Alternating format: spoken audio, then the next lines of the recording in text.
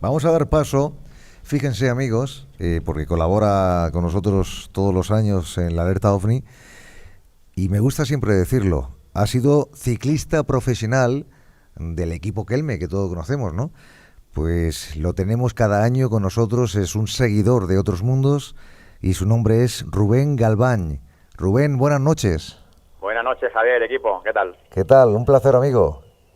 Pues nada, perfecto, aquí estamos otra vez un año más en la 21 Alerta OVNI y todos contentísimos y siempre esperando que llegue este día. Bueno, como siempre en un lugar, podemos decir también privilegiado, ¿no? Bueno, sí, aquí estamos en el Parque Natural de San Cayetano, en Crevillente. Sierra, está fresquito, tenemos toda la Vega Baja, tenemos una noche espectacular, se ven todas las estrellas, no hay nubes, se ve hasta la Vía Láctea que la tenemos justo encima. Increíble, oye, una vista impresionante. Cielos despejados, ¿no? Sí, aquí estamos despejadísimos. Y en un lugar que tú me has contado varias veces, que parece ser que se producen avistamientos también muy extraños, ¿no? Bueno, aquí de siempre, aquí en Crevillente, en la sierra, se han visto siempre muchas cosas raras. Bueno, lo típico, pues, se han visto hasta platillos, o sea, hablando seriamente, o sea, que no es ninguna broma ni es mi intención. Aquí se han visto cosas raras, sobre todo platillos volantes hace muchos años. Muy bien, Rubén, pues, ¿cuánta gente se ha reunido allí? Pues éramos unos 20 y algunos, ahora quedamos 7. La gente se va yendo, tiene que trabajar, es un poquito tarde, pero bueno, siempre empezamos un buen grupo, pero poquito a poco se va disipando y quedamos los más fieles del programa. ¿De temperatura bien? Temperatura, bueno, pues con la chaquetita, la gorra y el chándal puesto, ¿sabes? Porque hace un poquito de fresquillo, sí. Bueno.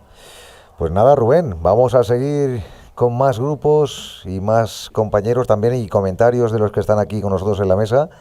Y repito que ha sido, como siempre, un placer tenerte con nosotros. De acuerdo, Javier. Esperamos estar aquí otra vez el año siguiente. Un abrazo fuerte. Venga, a todo tu equipo, venga. Buenas noches, gracias. Bueno, esto de la Alerta OVNI, compañeros, el estar, fíjate, estos grupos, cada uno en un lugar distinto, provincia distinta, lugares apartados, todo hay que decirlo. Hay personas que se desplazan a bastantes kilómetros para, bueno, estar en lugares no contaminados por la luz. Entonces, también tiene su valor, no solamente el estar ahí, que están muchas horas, sino también ese desplazamiento, después hay una vuelta, y todo con la misma intención, ¿no? El ir a un lugar donde, bueno, presumiblemente, en este caso, como bien nos contaba, o me ha contado a mí Rubén Galván, allí se han producido, yo he visto alguna que otra fotografía muy extraña del lugar, pero es cierto que por aquella zona hay otro señor que nos mostró vídeos, no tiene nada que ver, no se conoce Rubén con este otro señor que es Salvador, si no me equivoco, sí, Salvador Grau. Y nos mostraba un vídeo en el que aparecían unas luces muy extrañas, haciendo movimientos muy extraños, y esto está muy próximo a donde se encuentra Rubén Galván, en Crevillente, Alicante. Pero bueno, que es siempre destacado el trabajo que realizan de alguna forma estos equipos, y también hay que agradecérselo, ¿no?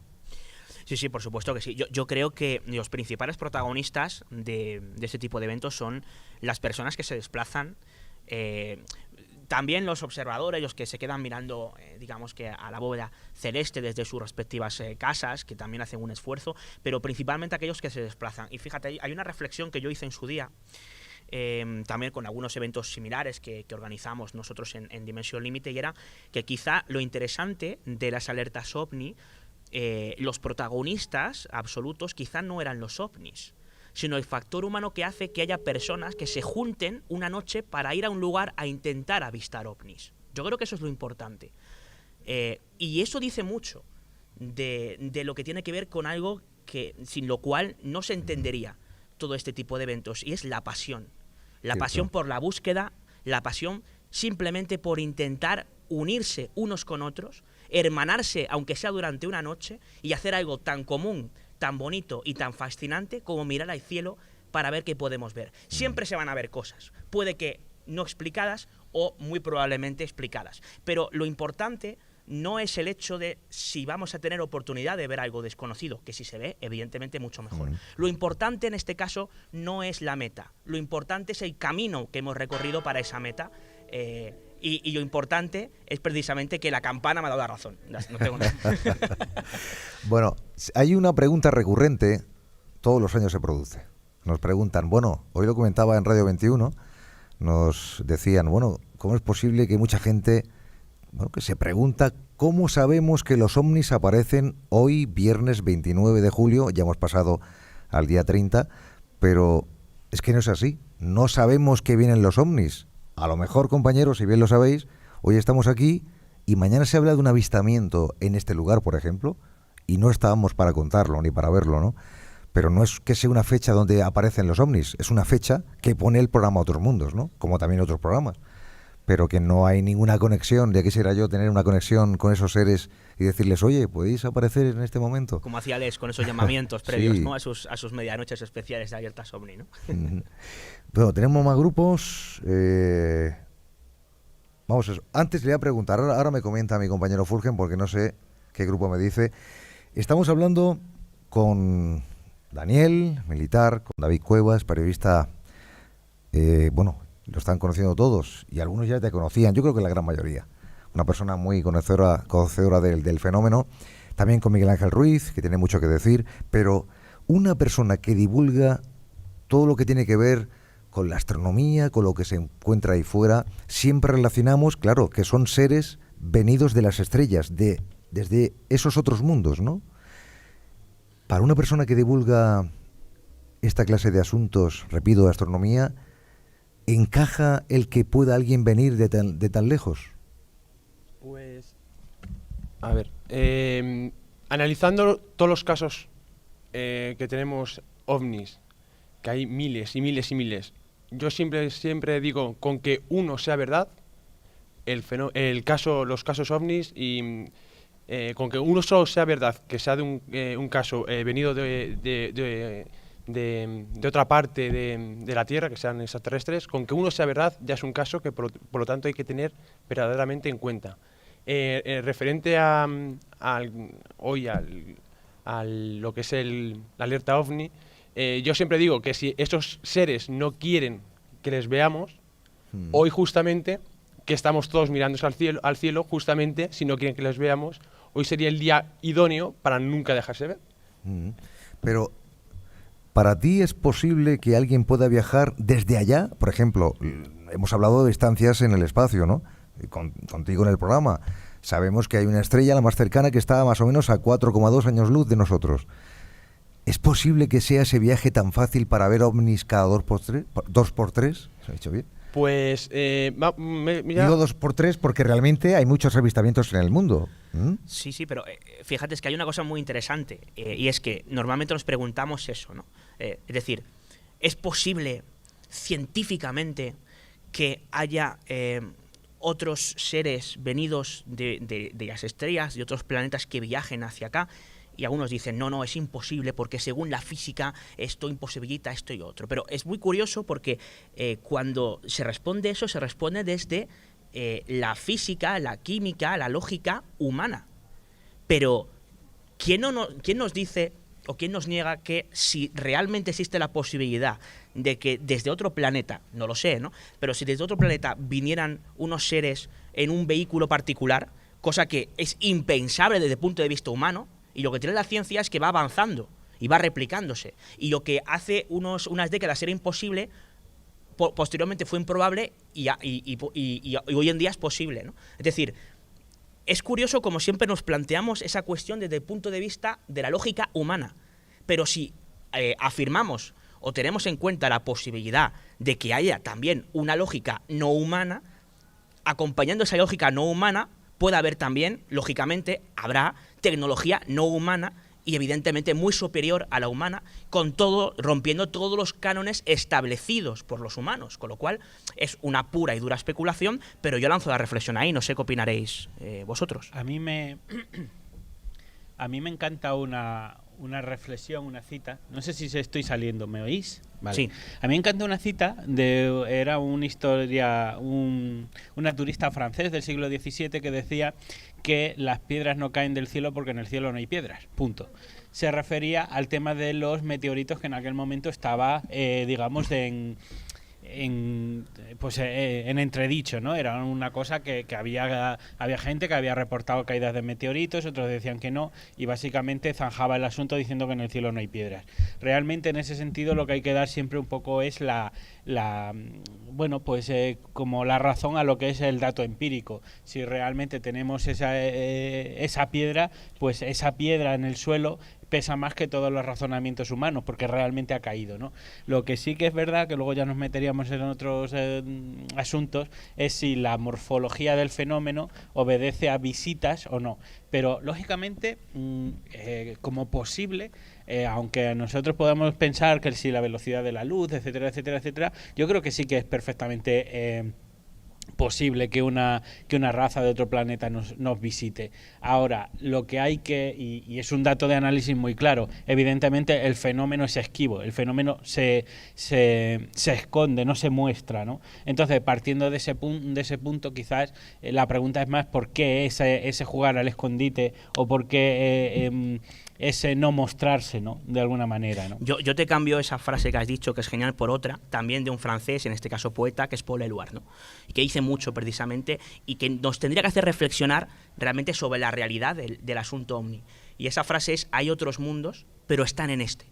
Que puede parecer una frase vacía, pero que encierra muchas cosas, ¿no? Y que yo creo que debería hacernos reflexionar realmente sobre si quizá gran parte de lo que creemos como extraterrestres es mucho más humano de lo que pensamos, o si parte de la importancia o trascendencia como tal de lo que conocemos como fenómenos ovni tiene que ver directamente con el propio ser humano, que es el que reporta ese tipo de casos ovni. Sí. Es una buena reflexión. Además, hay que tener en cuenta también que el ser humano está limitado por limitados sensorialmente. Por ejemplo, somos unos seres que percibimos en 3 dimensiones. Hoy por hoy, científicamente, explicamos un universo que está formado en 3 dimensiones, pero curiosamente ese inicio, donde las leyes eran desconocidas, justamente cuando nos reducimos a lo mínimo, justamente al tiempo de Planck, 10 elevado a menos 43 segundos, esas leyes son totalmente desconocidas. Ese inicio pudo crear más universos y sobre todo más dimensiones que actualmente nosotros, el ser humano, no ha evolucionado de tal manera que podamos percibirlas. Por lo tanto, esos seres también pueden estar en otras dimensiones que las desconocemos, otros universos, y luego, basándome también, por ejemplo, en el principio antrópico, si se han dado las condiciones para que el ser humano pueda existir y podemos evolucionar hacia unos seres inteligentes, ¿por qué no en el universo se han dado las mismas condiciones, se pueden dar las mismas condiciones para que justamente existan otros seres? Y también, ¿qué me quería aportar? Quería hacer un inciso que quizás parte de los oyentes agradecerían que explicaras un poco el principio antrópico, porque a veces les puede costar seguirnos, ¿sabes? El principio antrópico tenemos 2, ahí está la versión débil y la versión fuerte. Lo que quiere decir más bien es que en el universo la versión débil es que en el universo se han dado las condiciones, si existen las condiciones que se hayan dado justamente para que en el universo exista vida, por lo tanto el hombre en este caso puede percibir o puede justamente observar justamente todo lo que observamos, porque se han dado las condiciones en el universo justas para que exista alguien que las pueda medir. En este caso... Es decir, que el universo existe porque al existir nosotros lo podemos interpretar. Correcto. Eso también, ahí te llevaría más a la versión antrópica fuerte. Es que tenemos dos versiones, tenemos la débil y la fuerte.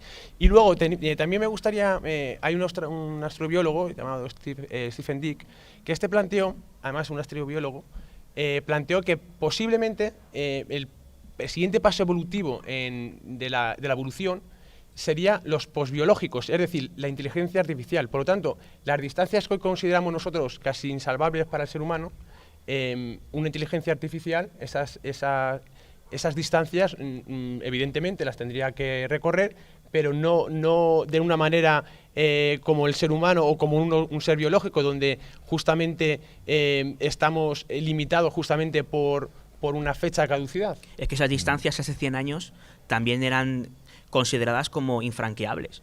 Y estamos hablando de una humanidad que lleva mucho más de 100 años, ¿no?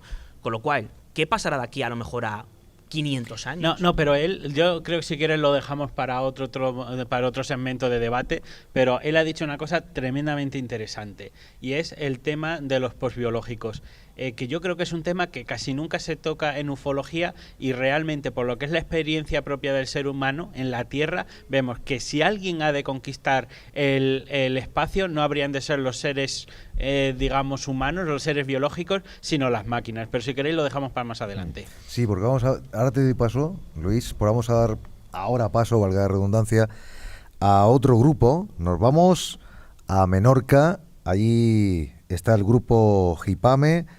José Luis López, buenas noches. Buenas noches, Javier. Un saludo a todos los vigilantes del cielo. Bienvenido. Gracias. Bueno, hay que decir también que el grupo Gipame ya forma parte del equipo Otros Mundos y hoy está, bueno, colaborando, aunque no es el terreno en el que ellos se mueven mucho, pero sí es cierto que estáis en una zona considerada también zona caliente, y ahí ha habido avistamientos, según me has podido contar, realmente interesantes, ¿no? Pues sí, mira, Javier, estamos en un sitio ya de por sí mágico. Nos encontramos en un poblado prehistórico al sur de la isla de Menorca, que ya de por sí es una pasada. Estar aquí es algo increíble. Desde aquí tenemos la visión de toda la zona sur de la isla, vemos el mar, y en este lugar es donde, como te comenté hace un par de semanas, una parte del grupo tuvimos un avistamiento muy espectacular. Estamos aquí a ver si esta noche se produce. Yo creo que es complicado, pero bueno, todo puede pasar en una noche mágica como esta. Bueno. Hombre, Sí, a mí me encantaría saber. Hola, ¿qué tal? ¿Cómo estáis? Hola, ¿qué tal, David? Hombre, ¿Eres David, verdad? Sí, soy David. ¿Qué tal? Encantado. Sí, muy bien. Te oigo a veces. Sí. Bueno, muchas gracias. Fíjate que has tirado la caña ahí y nos has dejado. Dices que protagonizasteis en propia persona. En el 85, sí. Un caso ovni. 3 miembros del grupo Gipame. ¿Qué pasó? Cuéntanos. Pues mira, te voy a pasar con Santi porque lo teníamos preparado para que lo explicase, que es otro de los miembros del grupo, y os va a contar el avistamiento que tuvimos nosotros aquí en el año 85, ¿vale? Vale. Os paso con Santiago. Bueno, pues será interesante. Hola, buenas noches. Hola, Santiago, ¿qué tal? Claro, mira, eso fue el 25 de agosto del año 85. A eso de las 2 de la madrugada, nosotros salíamos de la discoteca. En aquel tiempo éramos adolescentes y nos disponíamos a hacer autostop. Vimos detrás de los 2 hoteles, me estoy refiriendo a los hoteles de Sombou, los Milanos y los Pingüinos, así se llaman, una pequeña esfera, muy pequeña, de color rojo. En décimas de segundo se hizo enorme, en forma de media luna. Calculo que tendría, aunque es difícil precisarlo, unos 150-200 metros. Siempre en el más absoluto de los silencios. De la misma forma que apareció, desapareció. Más tarde, a lo lejos, en el horizonte, observamos 3 luces más. Yo y mi compañero, éramos 3 en total, el otro se quedó. Fuimos corriendo hacia la playa y vimos una en forma de círculo, otra en forma de sombrero y otra más pequeñita, que se iba metiendo dentro del agua. Esto fue lo que vimos en el 85. O sea, fue algo realmente espectacular. ¿Qué era? No lo sé, no tengo ni idea, pero la verdad es que las películas de Spielberg se quedan cortas. Santiago, ¿cuántas personas lo visteis aquello? 3 en total. 3 personas. Muy parecido a lo de Pusilibdo. Color rojo intenso y muy parecido a lo del ovni de Pusilibdo, las fotografías que he visto. Muy similar, para que se haga así alargado. Una idea a los oyentes. Bueno, pues yo creo que sumamente interesante, tan interesante que se ha ido la conexión. Sí. Y bueno, Estamos hablando en directo con Menorca, ¿eh? Estábamos hablando. Efectivamente, bueno, a lo mejor ha aparecido algo que ha cortado la comunicación, pero por favor, en tal caso, que se pongan en contacto con nosotros, ¿no? Sí. Oye, ya que has hablado de forma de cilindro, ¿qué opinión tenéis de esas imágenes que hemos visto de ese objeto de forma de cilindro entrando en el volcán en México? Que seguro que habéis visto. No sé, para mí me parece una cuestión de perspectiva. Yo no sé si eso entraba o salía del volcán o era por detrás. Pero sea como fuere, ¿no es un objeto extraño? Sí, claro. ¿Y lo veis así, con esa forma tan definida y eso es Bueno, forma definida. ¿No? No sé. ¿La lava, por ejemplo, puede escapar así, de esa forma? No soy vulcanólogo. Pero ¿creéis? No lo Yo tenemos. creo que es algo raro, sí. No lo tenemos me aquí. pareció muy interesante, me pareció muy bonito y sí, es algo extraño. No sé si habrá ya circulando por ahí alguna explicación, pero a mí no me queda claro que eso tuviera un propósito de entrar voluntariamente en el volcán.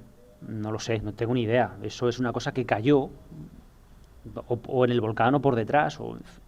Y ha habido además más casos, yo creo, ¿no? De ese tipo. Sí, no, hablamos del Popocatépetl. ese. Sí. Pero es un caso de hace 2 años, puede ser, Sí, 2, 3 aproximadamente. años.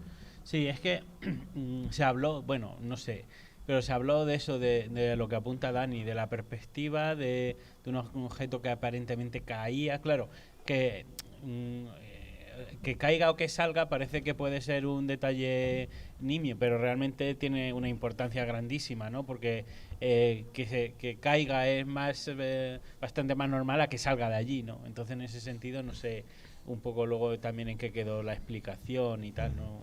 Bueno, yo, al margen de todo, lo cierto es que tenemos información, por ejemplo, mi compañera, que seguramente conoceréis, Silvia Pérez Simondini y Andrea Pérez Simondini, de Argentina, que ellas tienen, filmaciones y tienen, sobre todo, ellas ahí han visto cómo objetos entran en una laguna muy pequeñita, y dice que no tiene profundidad, y es como si esos objetos entraran en la Tierra.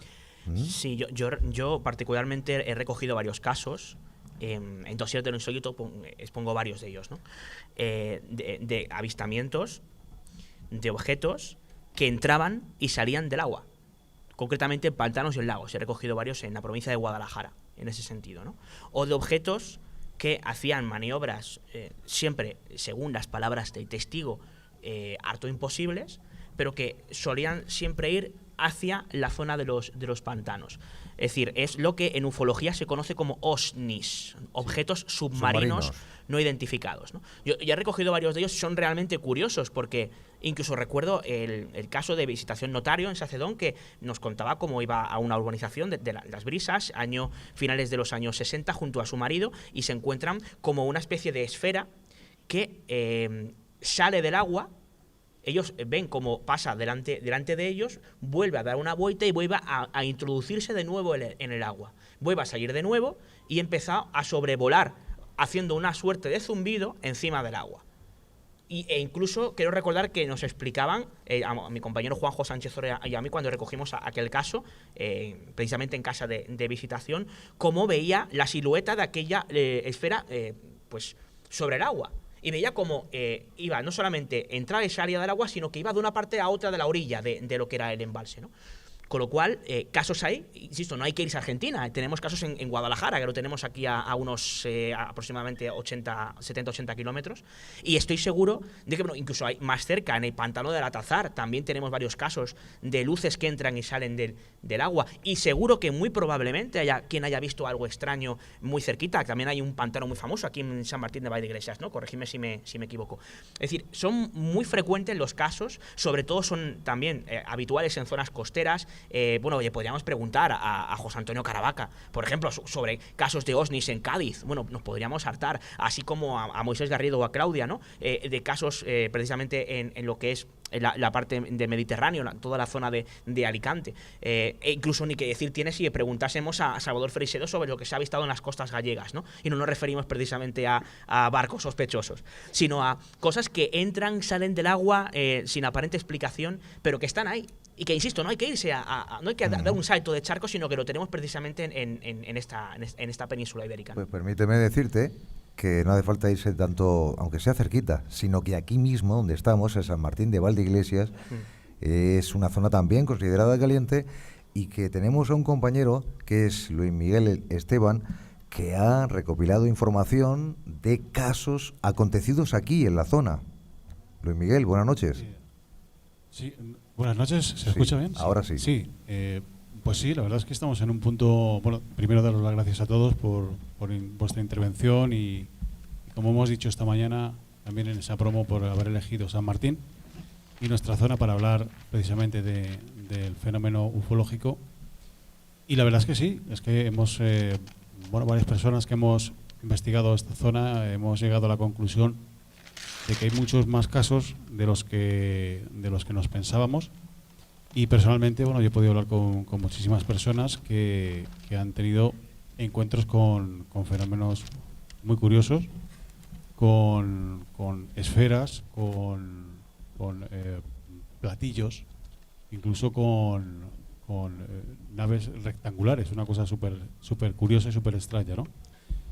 Esto se ha dado a través del tiempo, de muchos años atrás, y lo curioso es que, bueno, siempre permanece un poco en ese cajón guardado, pero, bueno, pues algunos investigadores que nos interesamos en estos fenómenos, pues al final conseguimos rescatar esas experiencias y con la intención simplemente de dárselas a conocer a los demás, ¿no? No con ninguna intención distinta a esa, ¿no? Y lo cierto es que, bueno, pues yo agradezco a todos los compañeros que están en la mesa y a los que están hoy escudriñando el cielo en búsqueda de los no identificados, porque la verdad es que realizan un trabajo fantástico, tanto de investigación como de divulgación. Y bueno, en los tiempos en los que corren, la verdad es que eso es de agradecer. Y bueno, tampoco quiero quitaros mucho tiempo más, porque los protagonistas realmente sois vosotros y los compañeros que están bueno, pues repartidos por toda España y también pues por varios países a lo largo del mundo. Yo voy a aprovechar, porque anteriormente ha sido María quien ha tomado ese micrófono inalámbrico, ahora lo has hecho tú, pero ya que tenemos aquí también público en San Martín de Valdeiglesias, si alguien quisiera formular alguna pregunta o hacer un comentario o incluso ha tenido alguna experiencia sobre el fenómeno, estaríamos encantadísimos de conocerlo, ¿eh? Si alguien quiere o algún compañero quiere comentar algo. Ya nos animáis. Si no es así... Seguro que más de una de las cosas que hemos dicho por aquí sí. Han levantado hay cierta ampolla y dicen, bueno, no puede ser lo que están diciendo. Lo tenemos. ¿Sí? ¿No ves? Sí. Buenas noches. Buenas noches. Hola. Bueno, mi nombre es Sergio Gutiérrez. Antes he avisado a vuestros compañeros. Yo soy uno de los cofundadores, por así decirlo, de la Asociación Ufológica del Campo de Gibraltar, de Algeciras, de Cádiz. Bueno, en Algeciras digamos que tenemos el grueso del grupo, pero bueno, tenemos de la línea, Tarifa, de los barrios y bueno, decir que yo llevo 16 años viviendo en Madrid, o sea, no es que me haya venido de allí, pero bueno, ya que Fernando Rodríguez antes estaba escuchando que ha intervenido con vosotros, también José Antonio Caravaca, que es muy amigo nuestro, y bueno, yo quedé con los chicos de allí del campo de Gibraltar, que bueno, que iba a desplazarme, yo vivo en la otra punta de Madrid, pero que iba a desplazarme hasta aquí, sobre todo también para conocer a Javier, que tenía mucho placer en conocerle y la verdad que un placer escucharos y nada, deciros que he estado escuchando con mucha atención el debate que estáis teniendo. En algunas cosas, pues bueno, iba de camino con el coche, iba pensando, digo, yo hubiera dicho tal, ¿no? O yo hubiera intervenido aquí para dar mi puntillita, tal, y la verdad que bueno, deciros que me está pareciendo un debate sobre todo muy, muy interesante. Con un alto nivel, porque me parece que hablar del fenómeno OVNI todos podemos hablar. Para decir tonterías, digamos que están las redes sociales, ¿no? Solo hay que pasarse un poquito por ahí y uno se da cuenta de la de mentiras, la de bulos, y como antes bien habéis comentado, todo eso se comparte y es muy complicado, como bien has dicho, impedir que esas mentiras... Efecto bola de nieve, ¿no? Claro, esas mentiras se paren, o sea, ya las puedes desmitificar 20 veces. Y en YouTube sobre todo, ¿no? Es decir, que en ese sentido siempre hay uno que comparte de nuevo el vídeo de Terra y tú dices, pero por Dios. Sí, el famoso OVNI gallego aquel, que efectivamente era una campaña de marketing viral. Sí que hay ciertas páginas web, tú hay que decirlo, más de fuera de nuestras fronteras que dentro, que siguen replicando el famoso caso del OVNI gallego, que os recordaréis, ¿no? ¡Cago en Diola! Que los pescadores gallegos que se encontraban con algo y que nuestro compañero Manuel Carballal precisamente desmontó explicando que se trataba de una campaña de marketing viral de Terra, ¿no? Y yo, si me permitís, ya me despido, no os quito tampoco más tiempo a los demás.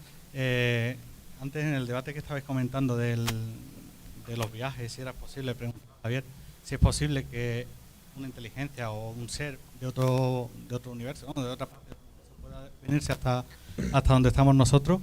Yo personalmente siempre, cuando hablo con los amigos de este tema, siempre digo la misma pregunta. Hace 50, 70, 80 años o incluso hoy en día, te vas a la selva del Amazonas y le dices a una persona que en 3, 4 horas estás en la otra punta del mundo y te dice es imposible. O sea, no hay opción imposible en los conocimientos que él tiene de que eso pueda ser posible. Nosotros conocemos que hay un avión que nos lleva, pero para esos chicos que están ahí en el Amazonas, para ellos les resulta imposible. Es decir, hoy nosotros podemos ser esos chicos del Amazonas que no comprendemos que a 4 millones de años luz podamos desplazarnos, a 4 años luz, no 4 millones, sino 4 años luz, 4 y medio, podemos desplazarnos en un santiamén. Seguramente esa, digamos, civilización, si es posible, o si es realmente que existe, ¿por qué no lo van a hacer? Eso puede ser un culto cargo también, ¿eh? Es un tema también que daría para largo y tendido, ¿no? Bueno, muchas gracias. Muchas gracias a ti. Bueno, esto siempre es un comentario que sale a la luz cuando decimos nos creemos el ombligo del universo, creemos que como nosotros no podemos llegar a ninguna otra estrella, nadie puede hacerlo. Bueno, es más o menos lo que creo que intuyo lo que quieres decir. Y ese es un comentario recurrente también que se suele hacer en esta clase de programas. Y es por eso, porque nosotros opinamos siempre considerando lo que tenemos como tecnología actual, ¿no? No, claro, es que el hecho de que nosotros no sepamos interpretar lo que vemos en los cielos no tiene por qué ser directamente proporcional a algo que viene de fuera de nuestro planeta, sino a algo que desconocemos lo que es. Al fin y al cabo, un ovni es algo que vuela sobre nuestras cabezas y no sabemos lo que es. Eso no deja de ser un ovni, al fin y al cabo, ¿no? Ahora bien, que personas de alta cualificación, ya sea porque es un piloto o ya sea porque es un pastor que conoce perfectamente lo que se encuentra sobre sus cabezas a la hora de distinguir un planeta de una estrella porque se lo encuentra todas las noches, saben perfectamente distinguir lo que es algo, digamos que explicado, de lo que es algo quizá un poquito más difícil de explicar en ese momento. Bueno, antes se ha cortado la comunicación, estábamos hablando con Menorca. No sé si había vuelto José Luis o hablábamos con Santi, no me acuerdo bien, pero bueno, le damos paso.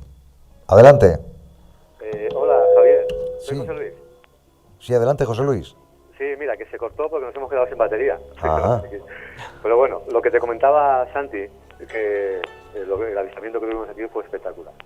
O sea, vimos como esos 3 objetos se bajaron y se metieron en el mar, desaparecieron en el mar. Incluso Santi y yo bajamos hasta la playa y nos metimos hasta el pecho en el agua, hasta verlos como los 3 objetos se metían en el agua. Fue algo espectacular. Fue casi un encuentro en tercera fase, algo increíble. Y bueno, ha habido otros casos aquí en esta parte de la isla que nosotros estamos investigando. La idea es en un futuro publicar un librito con los casos que se han vivido aquí en esta zona de Menorca. Y tenemos constancia de algunos otros avistamientos en la misma zona, que también espectaculares. Se dice que entre Mallorca y Menorca hay una fosa de la más profunda del Mediterráneo, que tiene unos 3.000 metros de profundidad. Claro, si estos objetos se esconden en algún sitio, ese sería un sitio ideal para camuflarse. Bueno, estamos escuchando con detenimiento. Sí. A ver si el sonido es posible. Sí, ¿me oís? Porque Yo- a veces os pierdo. Se ve que aquí no tenemos mucha cobertura y a veces nos perdemos.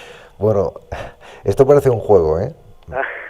¿Que Porque sí? de pronto dejas de oírte. Sí, es que se ve que aquí no tenemos mucha cobertura, Javier. No solamente con vosotros, es Bueno, que pues aquí... como comentaba Santiago, Sí. uno de los objetos tenía la forma clásica del cigarro puro, Ujú. lo que sería como lo que se comenta que es una nave nodriza. Nave nodriza se ha considerado siempre. El sí. otro tenía la forma de sombrero, clásico también. Es que el otro tercero, que era un puntito mucho más pequeño, era una esfera, se movía entre los dos objetos, entre los dos, pero sin ton ni son, o sea, no tenía ninguna lógica el tipo de movimiento que tenía. Y todo este complejo se fue bajando desde el cielo, fue bajando hasta que se metió en el mar. Ya te digo, fue un avistamiento espectacular.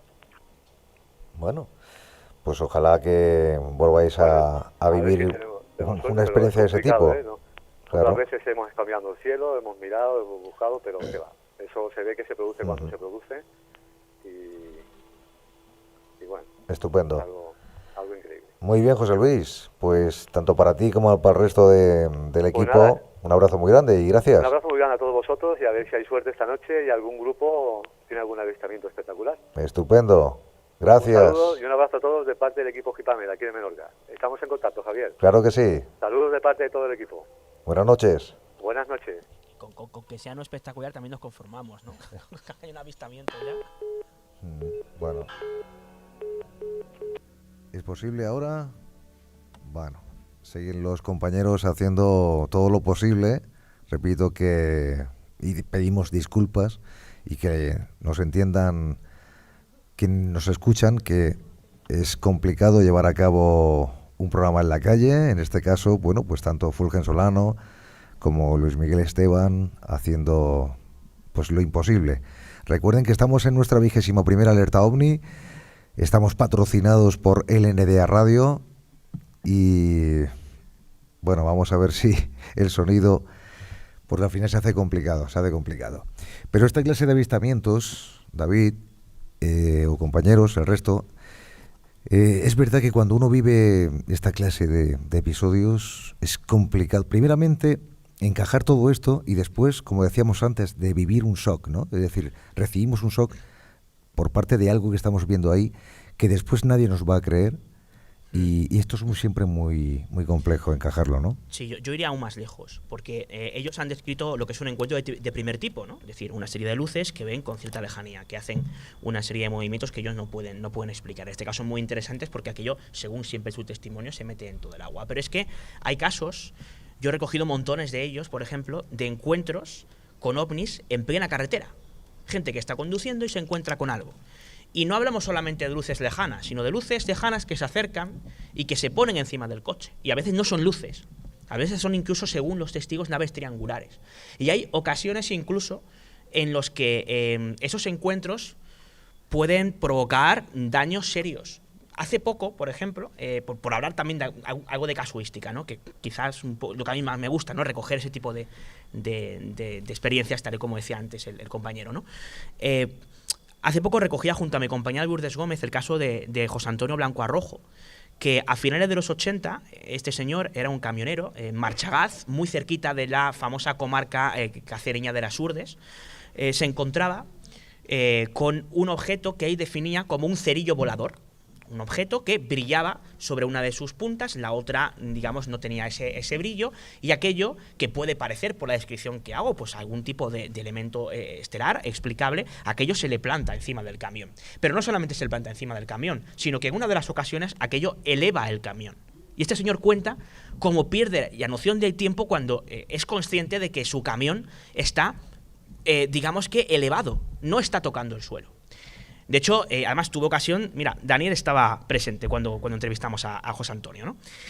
Y no solamente eso, sino que él cuenta cómo vuelve a caer de nuevo en el suelo, recupera en ese momento la noción del tiempo hasta cierto punto, porque cuando aquello desaparece mira el reloj y resulta que había pasado aproximadamente media hora desde ese encuentro, que tuvo lugar muy poquitos minutos después de salir de su casa. Lo curioso está en que se encontraba en Navamoral de la Mata, también un pueblo de Cáceres. Y dices, claro, y decía, no es imposible que yo un trayecto que hacía en algo más de 2 horas lo hiciera en menos de media. Pero es que la cosa no queda ahí, porque se vuelve a encontrar con el, tal como él define, cerillo volador, y hacia finales de los 90 resulta que él cambia de camión, él tenía un Pegaso, cambia a un camión articulado, y vuelve a pasar lo mismo. Se encuentra con el objeto, vuelve a elevarse, pero al caer tira la mala pata de que el camión descarrila. Tiene un accidente con el camión. Y aquí llega la parte, respondiendo a tu pregunta, que yo creo que es interesante y que normalmente no solemos explorar. Y es la de la tragedia o el drama personal que supone en ocasiones para una persona el encontrarse, no solamente eso, sino el toparse e incluso de forma mal lograda con uno de esos objetos volantes no identificados. Él nos contaba, y de hecho lo acentuaba su mujer Manoli allí presente, cómo ese incidente que él evidentemente dio parte de él mismo digamos que a las personas encargadas, cuerpos, fuerzas de seguridad del Estado, gente que bueno, pues que estaba para socorro en carretera, dijo que se le habían pinchado las ruedas. Y decía, pues que si yo le iba a decir lo que pasa, me meten directamente en el manicomio. Pasan los años y él nos decía que, bueno, nunca lo había contado, pero ya le daba igual. Esto es lo que pasó. Pero, tal y como decía, la cosa va más, porque su propia esposa, medio llorando, nos confesaba como después de digamos, este incidente, una familia que era relativamente acomodada pasa a ser una familia con muchos problemas económicos porque el modus vivendi de ese camión, el camión de José Antonio, que le había costado 5 millones de las antiguas pesetas, se fue al traste y no hubo manera de recuperarlo. Con lo cual esa familia sufre un drama personal. Y no solamente, en este caso no lo contaba la mujer, sino que él mismo nos contaba cómo tuvo que ir al psicólogo por una serie de problemas de ansiedad, y el psicólogo dictaminó que esos problemas venían siempre, tenían un punto de partida, el incidente del camión, incidente de unas ruedas que se pinchan o de unas luces que se apagan, como acaba de pasar aquí ahora mismo, ¿no? Sino el incidente de algo que no se puede explicar, y de algo que podemos catalogar como un objeto volante no identificado. Así que este es el ejemplo como en ocasiones pues nos topamos con algo que no solamente nos puede suponer un susto, sino algo incluso un poco más grave. Bueno, magnífico, como siempre. David Cuevas ofreciéndonos información. Yo quería preguntarle a Miguel Ángel, tú trabajas en un aeropuerto, ¿no? Correcto. Y allí se ha hablado, ¿habéis tenido algún extraño comportamiento de algún objeto en los cielos de la zona de Cantabria? Pues hasta donde abarca mi experiencia profesional, no, realmente, y aunque estoy interesado en este mundo, yo nunca he visto nada, pero sí que, bueno, por otro lado, Cantabria es una comunidad que ha sido generosa con el tema ufológico y especialmente con lo que llama David del tercer tipo, con los encuentros de humanoides, que a mí realmente son los casos que me interesan.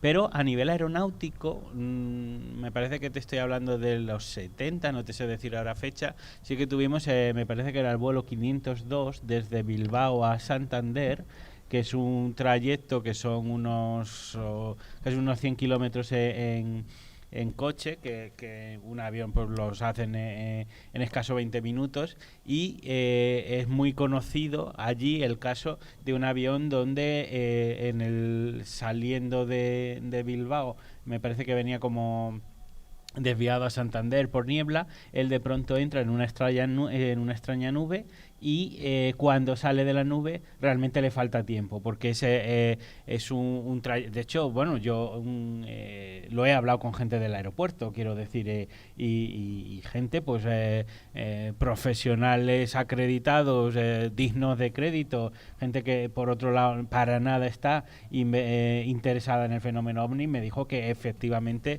algo muy raro debió de pasar con aquel vuelo, porque, como digo, en una cosa que apenas si son unos 20 minutos de vuelo, aquel avión entró en una extraña nube en la cual todos los instrumentos de a bordo dejaron de funcionar aparentemente, y al salir estaba en un punto que era imposible que hubiera seguido con una velocidad normal de crucero y que no hubiera ya rebasado el aeropuerto de Santander, ¿no? Uh-huh. Bueno, interesante también lo que nos cuenta Miguel Ángel Ruiz. Nos vamos a Córdoba. Nuestro compañero Teo Fernández, que ya nos atiende. Teo, buenas noches. Hola, buenas noches, Javier. A ti y a todos los viajeros y tripulantes. ¿Preparado para este pequeño viaje contigo, no? Sí, yo quería desde aquí pues comentar un hecho, pues sí, bueno, realmente histórico y bastante curioso, en mi opinión, y vinculado claramente al fenómeno OVNI. Sí, pues adelante. Es unas batallas en los cielos que ya nos comentas.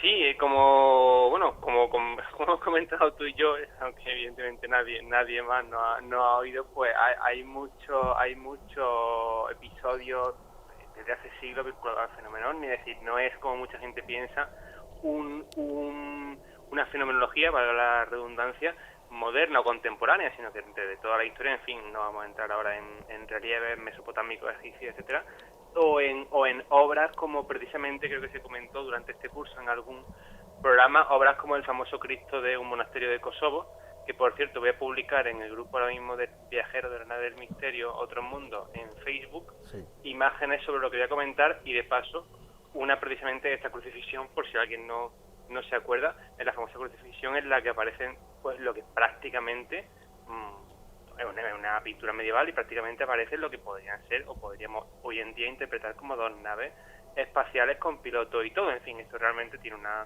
parece ser que tiene una explicación relativa a que simbolizarían el Sol y la Luna, y que realmente este tipo de objetos no aparecen solo en esta obra, sino también en muchas otras, en las cuales sí se ve más claramente que son estos astros. Desde luego es cierto que en la obra en concreto de Kosovo uno lo ve y indudablemente tira a pensar que son pequeñas naves espaciales.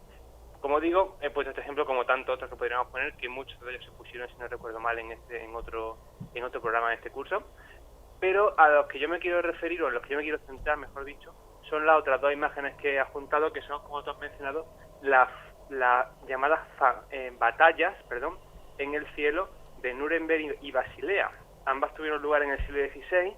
En 1561, en abril, ocurrió en Nuremberg, ciudad, por cierto, hermanada con esta nuestra, con Córdoba, que al amanecer pues a las 4 o las 5 de la mañana, vamos, lo que vosotros podéis vivir ya apenas en un par de horas, pues la población contaba que había visto en el cielo, sobre todo en torno al Sol, una serie de objetos, tanto esferas, objetos alargados, algunas cruces que unían esas esferas, por tanto unas cruces rematadas su aspa con las propias esferas. Y lo de los tubos es muy curioso, porque hablaban de objetos como cilíndricos que comparaban con cañones unos, con barriles otros, que dentro a su vez llevaban esferas. Me recuerda mucho a lo que habéis comentado del objeto que entró en el volcán de México, ¿verdad? Porque hay muchos avistamientos con objetos de ese tipo, pero lo más interesante es que los testigos aseguraron que estos objetos empezaron a luchar entre sí como si hubiese dos bandos, que un grupo atacó a otros,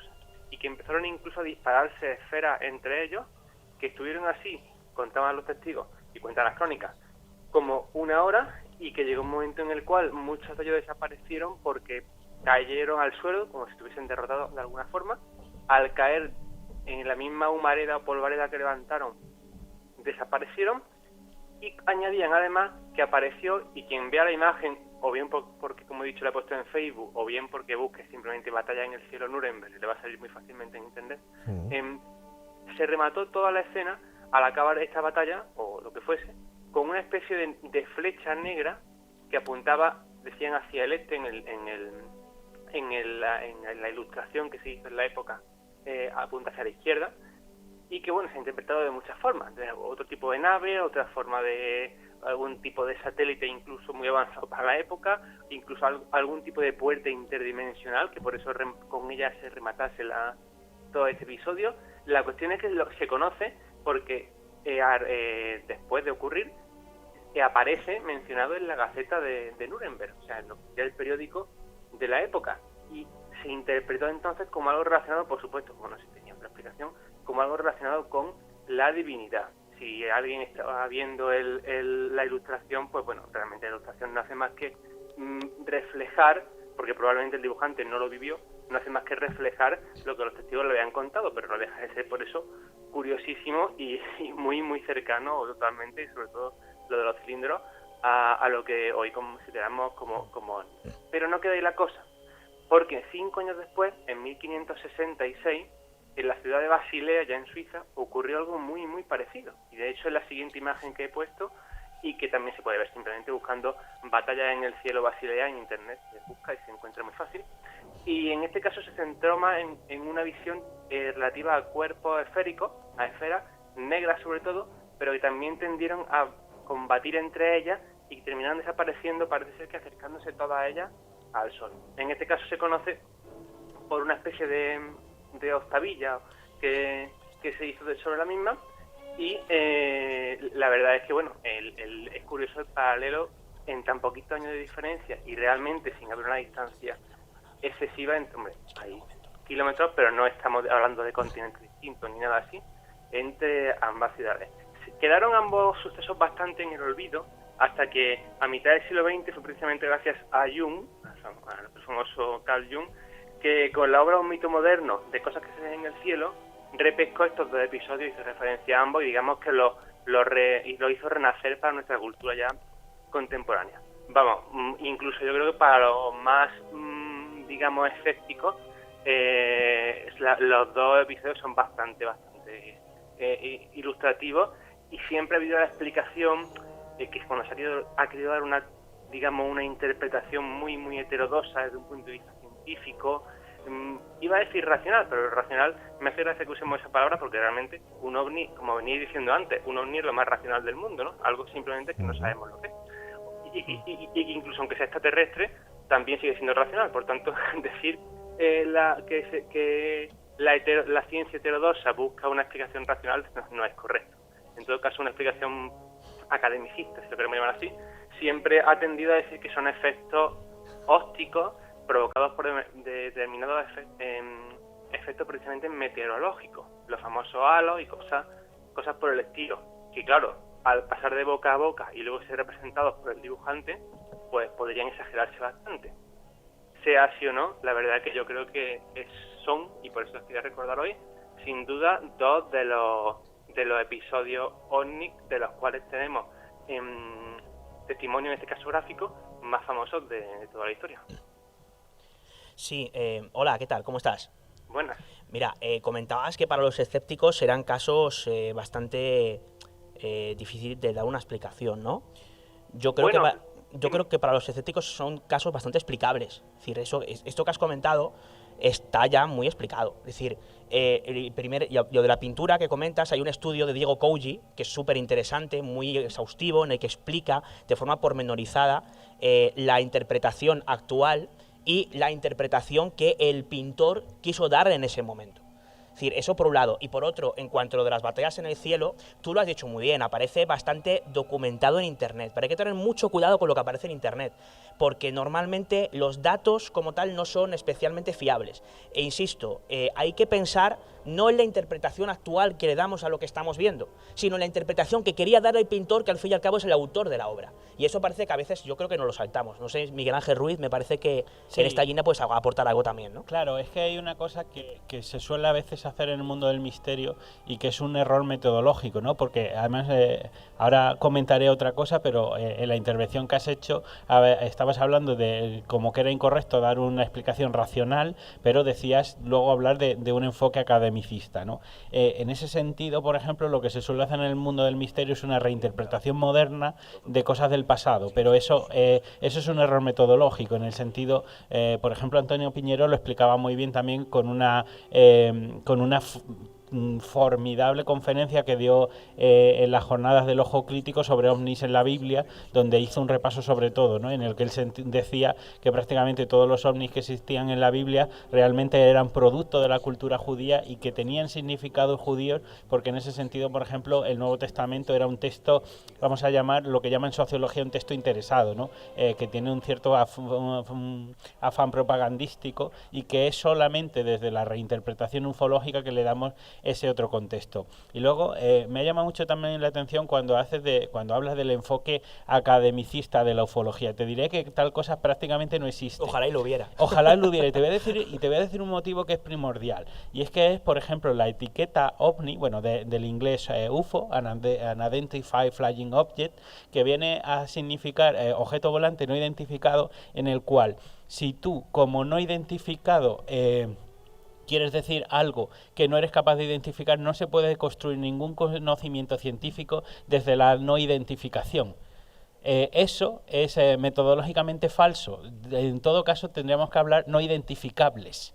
Es decir, aquello que tú ya teniendo una gran cantidad de datos y elementos de juicio no eres capaz de identificar, pero lo no identificado nunca puede ser objeto de estudio. Es más, esa etiqueta que curiosamente fue acuñada por el astrónomo Allen Hynek, que en principio casi estaba en el tema del Blue Book en Estados Unidos y que casi al principio su idea era un poco, casi le pagaban para que desmitificara al fenómeno, no pudo hacer mayor aportación para destruir el fenómeno OVNI que inventarse la etiqueta UFO, en el sentido de que al decir no identificado y nombrarlo como categoría de objeto de estudio, lo que vino a meter bajo esa etiqueta es un conjunto grande de muchos fenómenos, porque todo lo que no es identificado lo metemos bajo la misma etiqueta. Ese es un fallo metodológico inmenso inmenso y eso hace que en el fondo el fenómeno ovni, tal como lo entendemos culturalmente, acabe englobando un montón de fenómenos visuales que no tienen nada que ver unos con otros, porque Claro. al final cada luz que no sabemos lo que es lo llamamos ovni y De hecho, así no se puede avanzar de ninguna manera en ese estudio. De hecho, Habría que se habla de fenómeno ovni, que es algo absolutamente incorrecto. Yo lo decía, yo me equivocaba y Chris Owen me corrigió una vez y me hizo pensar y desde entonces no suelo decirlo. No se puede hablar de un fenómeno ovni, hay que hablar de fenómenos ovni, porque cada uno de los fenómenos han de ser, en este caso, analizados por separado. No podemos hablar de un fenómeno global que es ovni, cuando en teoría, si queremos tomarnos seriamente esto que llamamos ufología, deberíamos analizar cada uno de esos casos de forma independiente. Con lo cual, no se puede dar la misma explicación a un caso que a otro cuando seguramente ni siquiera son Entonces, deberíamos de dejar de hablar de los no identificados a pasar a hablar de los no identificables. Yo no estoy de acuerdo con eso, porque me parece súper interesante lo que has comentado en cuanto a la catalogación de no identificados, que no será más correcta, pero decir que algo es no identificable es ir demasiado lejos. No, lo que pasa que no hay tiempo para desarrollarse. Yo di una conferencia solo explicando que la etiqueta OVNI debería de ser cambiada por un PFC, que es percepción fuera de contexto, en el sentido de que tú no tienes un paradigma científico para explicar eso. Pero una vez que tienes los datos suficientes para... Sí, pero cuando un ovni aparece en un radar primario, eso no es una percepción, ¿eh? Eso es un ecorradar. No, ya, claro, pero es que sí, pero la etiqueta lo que trataba de recoger, y en eso también estaba pensando en ti, todos aquellos casos que nos vienen desde los testigos, que deberíamos de meterlo desde las ciencias sociales, pero yo creo que ganamos ya una profundidad que bueno, aquí nos metemos en un debate, ¿no? Tengo muchas ganas con ese tema, pero bueno, vamos a dejarlo no para sé otro momento. qué pensará nuestro contertulio que igual ahí le el hemos pobre. robado un poco la voz. Sí, sí. No, yo lo único que, bueno, al margen de la última parte ya referente a identificado e identificable, yo me tengo que reescuchar cuando se suba esto a internet, porque yo he intentado decir más o menos lo que habéis dicho vosotros. Y sin embargo parece que he transmitido justo lo contrario. Pues a lo mejor es que te hemos entendido fatal, ¿eh? Es posible. Que también a lo mejor, por si acaso, entonamos un mea culpa. Sí.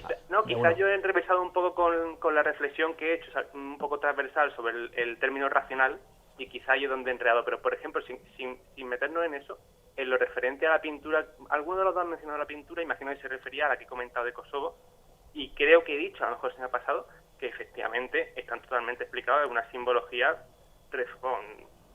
que está en infinito. Es que casualmente mi formación es de historia del arte.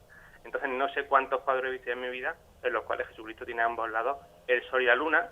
Efectivamente, el sol y la luna, en otros casos son el sol y la luna con una cara, en otros casos son el sol y la una luna especie de sombrero también que representa algo, ¿no? Sí, no, es que hay un una, estudio... como una semiesfera, ¿no? Que entonces Claro, hace que a veces esa semiesfera incluso emite unos pequeños rayitos como en forma de medusa, digámoslo así. Sí, efectivamente. Y acaba eso convirtiéndose en una especie de cometa en algunos casos. Hay quien podría decir que una nave con su llama o su estela detrás, y es cierto, como sí sé que lo he dicho, que en el caso de Kosovo es cierto que va más allá y claro, llega al punto en el que tú lo veas y lo primero que te viene a la cabeza y dices, madre mía, una nave espacial, ¿no? Pero luego empieza a haber otros ejemplos intermedios en los que ves, mira, esto es un sol con una cara, esto es un sol con el supuesto personaje que en ciertas mitologías... Claro, es una interpretación interesada, efectivamente. Y es que además eso pasa en muchísimos en contextos, ¿no? Por ejemplo, el famosísimo astronauta de Palenque, claro, ese concretamente, fuera de sacado de contexto, es impresionante a nivel ufológico, pero cuando tú ves como conjunto todo ese arte, que es maya o tolteca exactamente, bueno, no recuerdo, vale, la cosa es que cuando tú ves eso, y estás, es que hace falta una formación de historia del arte en ese sentido, es primordial. Cuando tú ves ese elemento, se identifica fácilmente con un árbol de la vida en esa cultura, y entonces ese elemento solamente tiene sentido ufológico, se lo saca fuera de contexto. Al igual que la interpretación, por ejemplo, que se da interpretación ufológica a los textos bíblicos, son normalmente no siempre, precisamente divulgadas por personas que no conocen con un mínimo de profundidad la exégesis bíblica, como se hace, por ejemplo, Antonio Piñero, ¿no? Que es lo que comentábamos antes. Sí, bueno, y yo, bueno, que al final nos hemos extendido también más con la crucifixión. Yo no quería porque ya sé que se ha tratado este curso en el programa y quería centrarme más. en las dos, digamos, batallas en el cielo, pero bueno, igualmente... No, el tema de como los habéis ovnis en el dicho- arte aún no se habían tocado, o sea que viene genial, ¿eh? ¿Cómo, ha venido- perdón? No, que el tema de los ovnis en el arte aún no se había tocado en el programa, o sea que yo creo que... No, ya es- hoy no, pero creo que en este curso sí, por eso no Ah, quería bueno, yo eso no lo sé, entrar ya ahí. mucho. Y creo que las batallas en el cielo no, que evidentemente, como también has comentado, también tienen sus explicaciones, que ya me he perdido yo en la terminología así racional, academicista, etcétera, que lo que ocurre con la palabra racional es que creo que a veces ya no hablo solamente del tema ovni, sino muchas veces incluso en el mundo paranormal, que se utiliza para algo que realmente no es lo que significa.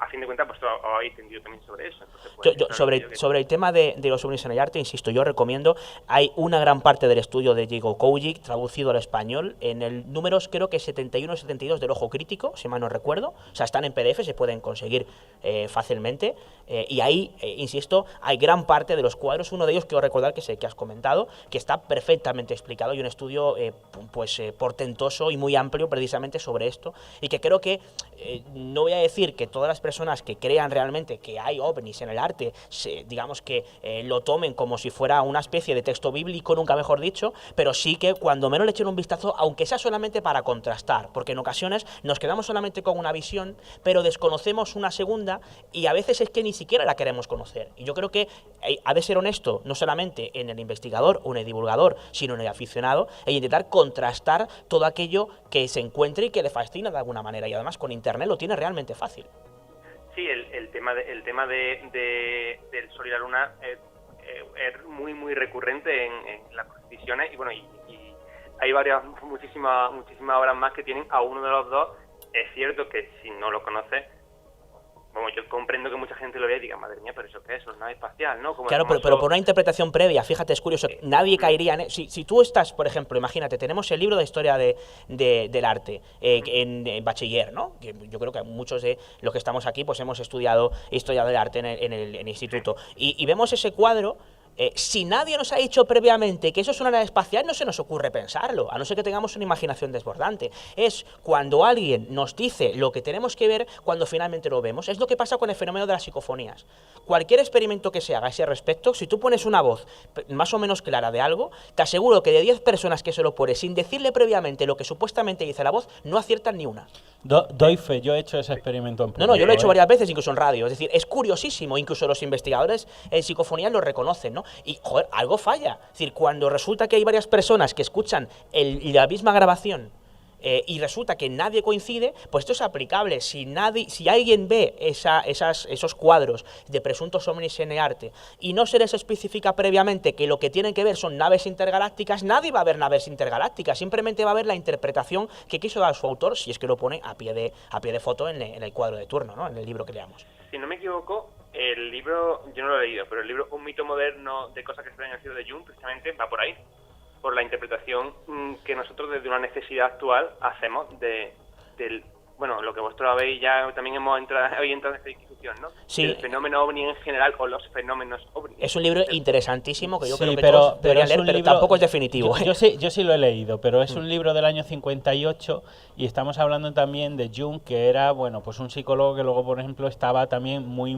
su teoría principal de los arquetipos, etcétera, etcétera. Entonces Jung en un momento dado sitúa el ovni no tan físico y tan real como algo parafísico, como nosotros lo entendemos, sino en el cual, digamos, un objeto que estaría en cierto modo también representado en la psiquis humana como un elemento central, reestructurador de la conciencia, etcétera, etcétera. O sea, realmente no es tan sencillo. Es muy interesante, pero no es definitivo. No, pero hombre, lo que sí es tremendo y es una gran aportación de Jung es la valentía de tratar un fenómeno tabú, vamos a llamarlo, para alguien que era un académico y que prácticamente un poco se expuso a una cierta herejía y que lo hizo pues desde su aproximación académica, etcétera, desde su visión de psiquiatra, y en ese sentido tiene una aportación tremenda. Ojalá más académicos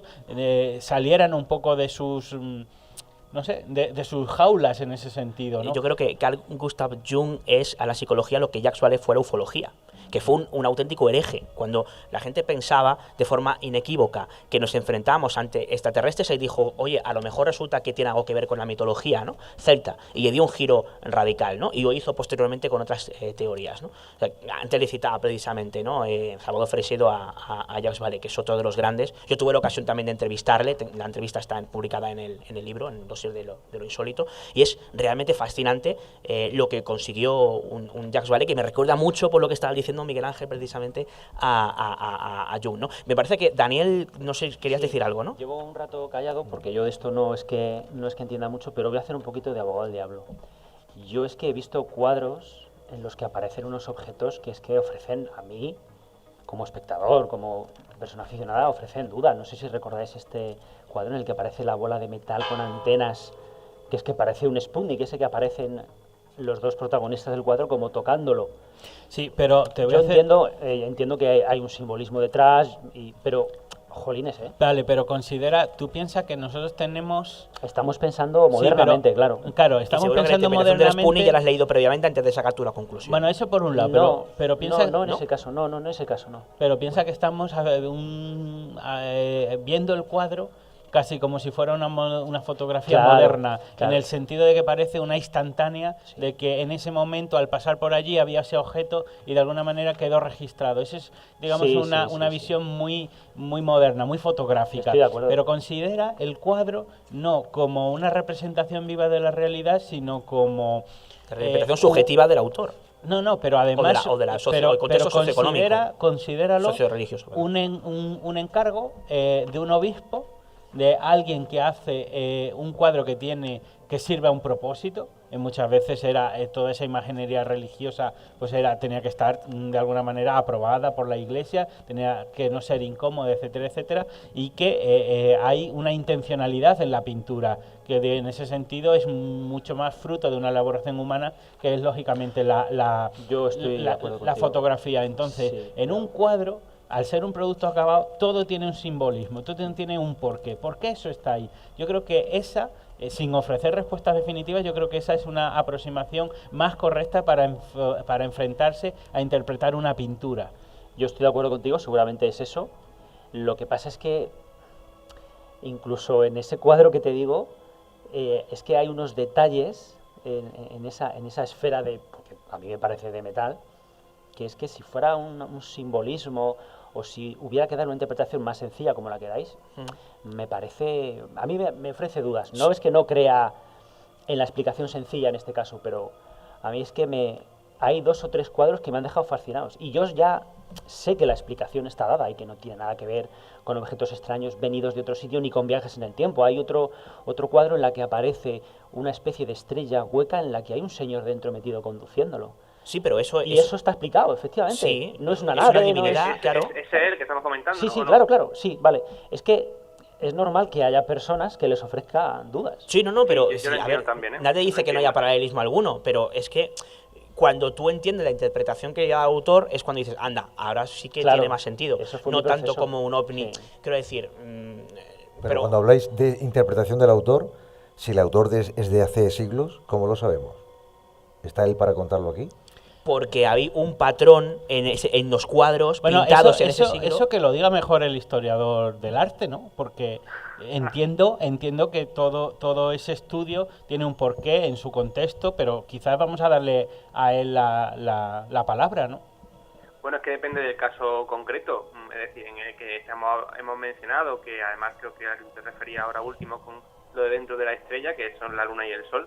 No hay realmente más que una simbología en sí, son la luna y el sol, solamente que la representación pues incluye a veces formas antropomorfas, habréis visto algunas que tienen alguna cara, habréis visto algunos que los rayos eran muy extraños, y bueno, pues el de Kosovo es quizás, o por lo menos que sea famoso, es el que lleva eso a un mayor extremo, pero realmente no es, en este caso no estamos hablando de una simbología, sino de una forma de reflejar algo, pero no sé si me estoy explicando. No es un símbolo del sol, eso para él era el sol.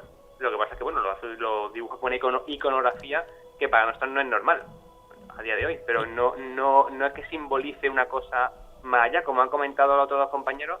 En este caso concreto, si no fuese porque tenemos nosotros en el siglo XXI o ya finales del XX una imagen en nuestra cabeza de lo que iba montado Han Solo, a mitad del siglo XX nadie hubiese pensado que eso era una nave espacial, probablemente, ¿no? Lo que vosotros comentabais antes, ¿verdad? Efectivamente. A mí todo esto me recuerda también a las supuestas batallas nucleares del Mahabharata. En el tiempo que duraba un poco la intervención de los compañeros, he tenido la destreza y la rapidez de abrir el ojo crítico número 71 y consultar, que al final yo creo que es un poco lo que hay que hacer, ¿no? Está ahí, ¿no? Y sí, Poca memoria exactamente. tengo, Bueno, habla un poco de ese objeto que asumiríamos o asimilaríamos como el Sputnik, ¿no? Y que este fresco, bueno, está en un fresco de la referencia habla de la Academia de las Artes de Yugoslavia en 1964, y de lo que habla se trata de un modelo iconográfico de la crucifixión muy común en la Edad Media, el descendimiento de la cruz de Benedicto ante Lamy en el domo de palma particulares, que se asemeja a la visión de Visconti de Cani. Es decir, bueno, no hablamos mucho más, pero aquí hay un elemento que es lo que aducíamos antes. Sacado de contexto parece eso, pero cuando tú a lo mejor, como historiador del arte, reconoces ese símbolo porque no lo has visto solo ahí, sino en muchos otros cuadros, y se le reconoce como elemento simbólico diferenciado, es cuando le pones en contexto, ¿no? Entonces, en este sentido, ese Sputnik parece ser, como dice la revista, pues un descendimiento de la cruz. Ahí lo dejo y invito a la gente que siga viendo la ufología, que es apasionante, pero desde muchos otros prismas, porque los tiene, claro, ¿no? Porque el trabajo de Diego Couy es que lo merece, está absolutamente desmitificador. E independientemente si a la gente le gusta o no le gusta lo que escribe, por lo menos que le eche un vistazo para contrastar, que al fin y al cabo yo considero que es imprescindible, ¿no? Si nos gusta realmente la materia de estudio. Sí, además el Sol y la Luna no están puestos casualmente, como sabéis, como sabrán además los oyentes, quizás muchos de ellos, son elementos fundamentales en lo que es no la pasión, pero sí la muerte de Cristo, ¿no? Todo lo que es el tránsito del día a la noche, etcétera, etcétera. Es fundamental en lo que es el momento el momento culmen de la crucifixión, lo que es la muerte de Jesús. Pues no están allí, no están casualmente puestos en la crucifixión. Quizá ese sí es el aspecto simbólico del Sol y la Luna, no el hecho de que luego eso se vaya pareciendo a lo que consideramos una nave espacial o un ovni, sino el hecho de que estén incluidos en ese episodio. Muy bien, amigo Teo, muchísimas gracias por estar aquí. Como bien vaticinaste, Javier, ha dado lugar a debate. Sí, le pedía que fuera muy conciso y decía el más de 5 minutos. Lo que no sabíamos era el comentario de los compañeros, pero bueno, que ha estado muy interesante lo que se ha comentado por parte de todos. Y bueno, Teo, has visto el asunto que has expuesto, pues como ves, ha movido un poquito la tierra, ¿eh? Sí, era lo que comentaba, no era la intención en sí, pero comentamos que si lo hacía, pues mejor, ¿no? Pues fenomenal. Quizá porque me he explicado mal, como hemos comentado, pero bueno, sea por lo que sea, ya hemos charlado todo un rato, así que es fenomenal. Estupendo. Pues un abrazo a todos y que paséis buen resto de verano. Muy bien, un abrazo grande, Saludos. igualmente. Hasta luego.